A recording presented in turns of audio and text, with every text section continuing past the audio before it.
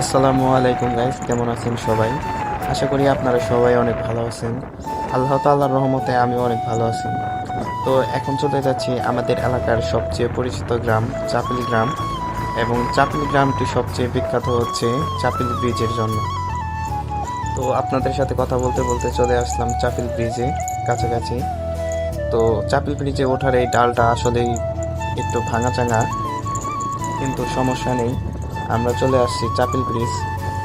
চাপিল ব্রিজটা মূলত বংশী নদীর উপরে অবস্থিত। এখানকার পরিবেশ মাশাআল্লাহ অনেক সুন্দর। আশেপাশের সবুজ শ্যামল গাছপালা এবং প্রকৃতি অনেক সুন্দর।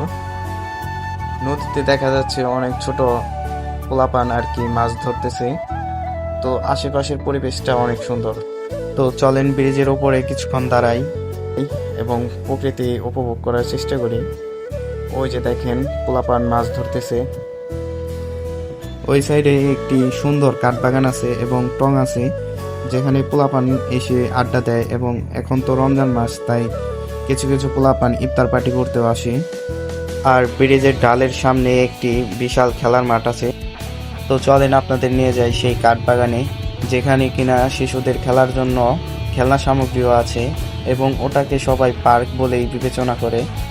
আর রমজান মাসের পরেই যে ঈদটা আসবে, ঈদ উল ফিতর, এই ঈদ উল ফিতরে এই চাপিল জায়গায় অনেক দূর দূরান্ত থেকে মানুষ আসে ঘুরতে, এবং এই ব্রিজের আশেপাশের সব জায়গায় হয়ে যায় হচ্ছে মেলার মতো। এই যে আমরা প্রায় চলে আসছি মাঠের কাছাকাছি। ডালটা নেমে বিশাল খেলার মাঠ, এবং সামনের যে ঘরটা দেখতে পাচ্ছেন সেটা হচ্ছে মাঠের ক্লাবের জন্য। আর এই পাশে ব্রিজের তলে আমাদের আসলে অনেক স্মৃতি, আমরা অনেক আড্ডা দিচ্ছি এই জায়গায়। তো চলেন এখন কাঠবাগানে যাই। এই যে সেই মাঠের ক্লাব ঘরটি, এবং ওই ডাইন সাইডের কোনায় নিচে আছে হচ্ছে টং, যেখানে পরিবেশটা অনেক সুন্দর উপভোগ করা যায়। এবং এখানে একটু ভাঙা, সমস্যা নেই। আর এই কাঠবাগানের সামনেই আছে বিশাল বড় একটি বট গাছ। এখানে আগে একটি চাল ভাঙানোর মিল ছিল, কিন্তু এখন সেটা নেই, ভেঙে ফেলা হয়েছে। আর এই সেই শিশুদের খেলার সামগ্রী। আর বাগানটা অনেক সুন্দর, কাঠবাগানটা। এখানে আসলে মনটা আসলে অনেক ভালো হয়ে যায়। এখানকার পরিবেশ, কাঠবাগানটা ব্যক্তিগতভাবে আমার কাছে অনেক ভালো লাগে, কারণ এখানে আসলে মনটা ভালো হয়ে যায়। আর নদীর পাড়ের এই কাঠবাগানটি দেখতে আরও বেশি অন্যরকম লাগে, এবং নদীর বাতাসটা এখানে আড্ডা দিলে গায়ে এসে লাগে। তো চলেন আমরা কাঠবাগানের ভিতরে যাই। ভিতরে গিয়ে আমরা সামনে গিয়ে বাইকের কিছু সিনেমাটিক শট নেব। তো চলেন এখন যাই, সামনে বটগাছের সামনেই বাইকটি দাঁড় করিয়ে কিছু সিনেমাটিক শট নেব। আর হ্যাঁ, ধন্যবাদ দিতে চাই এই চাপিলবাসীদের, যারা এই চাপিল গ্রামটিকে উন্নত করার লক্ষ্যে কাজ করতেছে এবং চাপিল ব্রিজের আশেপাশের পরিবেশটা সাজিয়ে গুছিয়ে রেখেছে। সামনেই বাইকটি থামানো যাক এবং এখানেই কিছু সিনেমাটিক শট নেওয়া যাক। তো চলুন সিনেমাটিক শটটি দেখে আসি। We'll never be good enough, and even if it was, we just mess it up. 'Cause we already lost, addicted to the rush. তো গাইস, এখানে শট নেওয়া শেষ।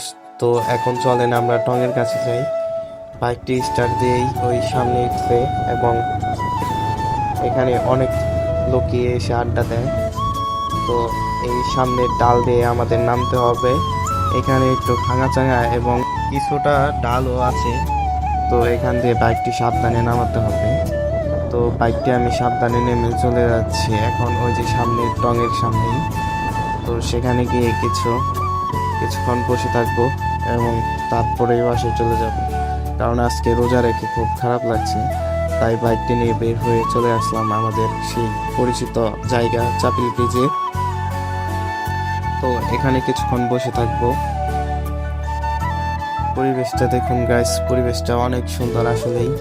এখানে বসে থাকলে আপনি ঘন্টার পর ঘন্টা বসে থাকবেন, তাও আপনার ক্লান্তি লাগবে না। তো পরিবেশটা আসলে অনেক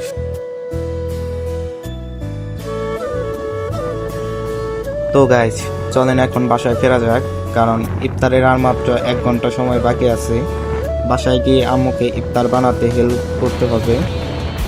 আর হ্যাঁ, আজকের এই ছোট্ট ভিডিওতে আমি আপনাদের দেখানোর চেষ্টা করলাম চাপিল ব্রিজ এবং চাপিল ব্রিজের আশেপাশের পরিবেশ। আশা করি ভিডিওটি আপনাদের ভালো লেগেছে। আপনার যদি ভিডিওটি ভালো লেগে থাকে তাহলে লাইক করবেন, চ্যানেলটি সাবস্ক্রাইব করবেন আর বন্ধুদের সাথে শেয়ার করবেন।